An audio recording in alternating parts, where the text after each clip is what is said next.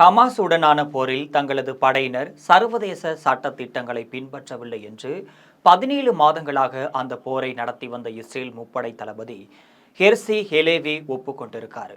மேலும் காசாவில் இஸ்ரேல் நடத்திய தாக்குதல்ல உயிரிழந்தவர்கள் மற்றும் காயமடைந்தவர்களின் எண்ணிக்கை குறித்து ஹமாஸின் சுகாதாரத்துறை அமைச்சகம் வெளியிட்டு வரும் புள்ளி விவரங்கள் உறுதிப்படுத்தும் வகையில் 2 லட்சத்திற்கு மேற்பட்ட பலஸ்தீனர்கள் இருக்கின்றனர் அல்லது காயமடைந்து இருப்பதாகவும் கூறப்பட்டிருக்கு. கடந்த 2023ஆம் ஆண்டு அக்டோபர் 7ஆம் தேதிதான் இஸ்ரேலுக்குள் நுழைந்து ஹமாஸ் படையினர் தாக்குதல் நடத்திய போது ஈன் ஹெபேஷோர் என்ற பகுதியில் வசிப்பவர்கள் அங்கு நடைபெற்ற தாக்குதல்ல வெற்றிகரமாக முறியடிச்சிருக்காங்க.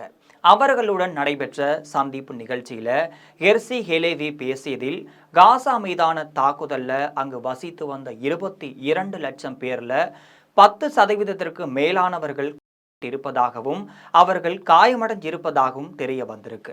அந்த எண்ணிக்கை 2 லட்சத்தை விட மிகவும் அதிகம்.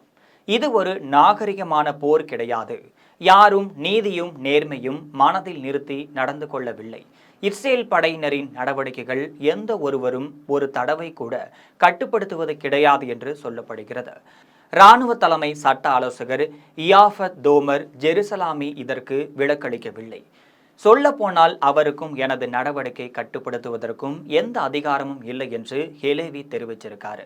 காசாவில் சனிக்கிழமை நடத்தப்பட்ட தாக்குதல்ல உயிரிழந்த 31 பேரையும் சேர்த்து அங்கு இஸ்ரேல் ராணுவம் சுமார் 2 ஆண்டுகளாகவே நடத்தி வரும் தாக்குதல்ல இன்று வரை 64,803 பேர் உயிரிழந்திருக்காங்க.